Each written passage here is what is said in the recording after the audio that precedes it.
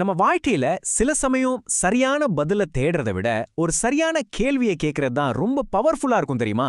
இன்னைக்கு நம்ம அப்படியான ஒரு சிம்பிளான கேள்விக்குள்ள ஒளிஞ்சிருக்கிற ஒரு பெரிய தேடலை பத்தி தான் பார்க்க போறோம். வாங்க உள்ள போலாம்.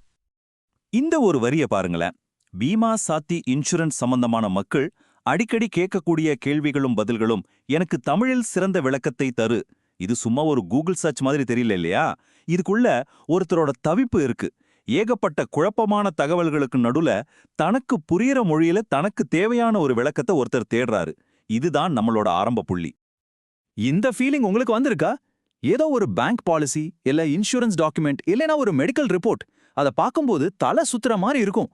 ஏதேதோ புரியாத வார்த்தைகள். யாராவது இதை எனக்கு புரியற மாதிரி சிம்பிளா சொன்னா எவ்வளவு நல்லா இருக்கும் அப்படின்னு தோணிருக்கா? கண்டிப்பா நம்ம எல்லாருக்குமே இந்த அனுபவம் இருக்கும். சரி வாங்க, நாம பார்த்த அந்த கேள்விக்குள்ள மறுபடியும் போலாம். அதை ஒவ்வொரு வார்த்தையா பிரிச்சு பார்த்தா அறிவுக்கான ஒரு முழு மேப்பே அதுக்குள்ள ஒளிஞ்சிருக்கு. அதுல இருக்கிற ஒவ்வொரு வார்த்தையுமே ஒரு குறிப்பிட்ட தேவையை சொல்லுது. முதல்ல பாருங்க, பீமா சாத்தி இன்சூரன்ஸ். இது ஏதோ பொதுவா கேட்ட கேள்வி இல்ல, ரொம்ப ஸ்பெசிஃபிக்கா இருக்கு. பாருங்க, நமக்கு என்ன வேணும்னு முதல்ல நமக்கு தெளிவா தெரிஞ்சாதான் தேடலே சரியா ஆரம்பிக்கும். அதுக்கான முதல் படி இதுதான். அடுத்து இந்த வார்த்தைகளை கவனிங்க. மக்கள் அடிக்கடி கேட்கக்கூடிய கேள்விகள். அப்பாப்பா, இது எவ்வளவு ஒரு முக்கியமான பாயிண்ட். அவங்களுக்கு தியரி எல்லாம் வேணாம். நிஜ லைஃப்ல மத்தவங்களுக்கு என்ன பிரச்சனை வருது, அதுக்கு என்ன தீர்வுன்னு பிராக்டிக்கலா தெரிஞ்சுக்கணும்னு நினைக்கிறாங்க. இது வெறும் தகவல் தேடல் இல்ல, அனுபவ அறிவை தேடுறாங்க. அப்புறம் இந்த சின்ன வார்த்தை தமிழ், இது வெறும் ஒரு மொழியை மட்டும் குறிக்கல, எனக்கு புரியணும் அப்படிங்கிற ஒரு ஆதங்கத்தை காட்டுது. ஒரு விஷயம் எவ்வளவுதான் சூப்பரா இருந்தாலும் அது நமக்கு புரியலனா வேஸ்ட் தானே. தெளிவு வேணும்னு ரொம்ப அழுத்தமா கேக்குறாங்க. இப்போ இந்த கேள்வியோட மையத்துக்கே வந்துட்டோம், அதோட இதயத்துக்கே வந்துட்டோம்னு சொல்லலாம். சிறந்த விளக்கத்தை. அடடா, பாத்தீங்களா?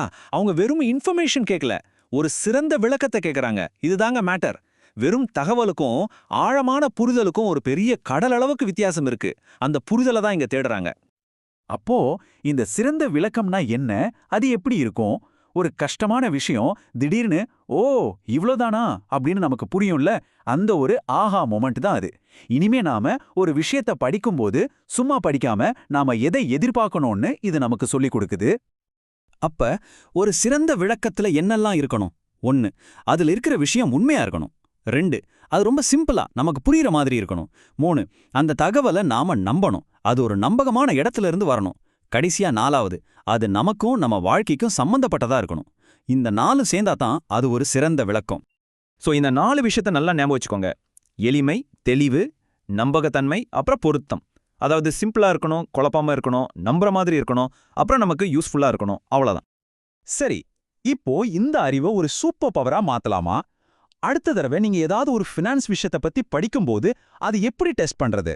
வாங்க, அதுக்கு ஒரு சிம்பிள் செக்லிஸ்ட் இருக்கு. இத வச்சு நீங்க சும்மா கேக்குற ஆளா இல்லாம ஒரு ஸ்மார்ட் அனலைசரா மாறலாம். ரொம்ப சிம்பிள், 4 ஸ்டெப் தான். ஸ்டெப் 1, அவங்க யூஸ் பண்ற மொழி எப்படி இருக்கு? ரொம்ப கஷ்டமா இருக்கா இல்ல சிம்பிளா இருக்கான்னு பாருங்க. ஸ்டெப் 2, அதோட நோக்கம் என்னன்னு புரிஞ்சுக்கோங்க. நல்லது மட்டும்தான் சொல்றாங்களா இல்ல அதுல இருக்கிற ரிஸ்கையும் சேர்த்து சொல்றாங்களா? ஸ்டெப் 3, இந்த தகவல் எங்கிருந்து வந்துச்சுன்னு கேளுங்க. அதாவது சோர்ஸ் என்ன, அதை நம்பலாமா? ஸ்டெப் 4, இது எனக்கு செட் ஆகுமான்னு யோசிங்க. இது ரொம்ப முக்கியம். மத்தவங்களுக்கு நல்லா இருக்கிறது நமக்கு நல்லா இருக்கணும்னு அவசியம் இல்லையே. நாம இன்னைக்கு பேசுனதோட மொத்த சாராம்சமே இதுதாங்க. அறிவே ஆற்றல்னு சொல்லுவாங்க. இந்த அறிவுங்கிற ஆற்றலை அடையிறதுக்கு நம்ம கையில இருக்கிற சைக்கியோத்தம் வெப்பன் என்ன தெரியுமா? அது கேள்வி கேட்கறது தான். உங்க கேள்விகள் தான் குழப்பத்துல இருந்தும் தப்பான தகவல்கள்ல இருந்து உங்களை காப்பாத்துற கவசம். இதை மட்டும் எப்பவும் மறக்காதீங்க. நமக்கு எல்லா பதில்களும் தெரியணும்னு அவசியமே இல்ல. ஆனா சரியான கேள்விகளை கேட்க தெரிஞ்சா போதும். அந்த கேள்விகளே நம்மள சரியான பதிலுக்கு கூட்டிட்டு போகும். சோ கடைசியா நான் உங்ககிட்ட ஒரு கேள்வி கேட்கிறேன். அடுத்த முறை ஒரு புது விஷயத்தை தெரிஞ்சுக்க முயற்சி பண்ணும்போது அவங்க சொல்றத அப்படியே ஏத்துக்காம ஒரு சிறந்த விளக்கத்தை வேணும்னு கேட்டு நீங்க என்ன கேள்விகளை கேட்க போறீங்க? யோசிச்சு பாருங்க.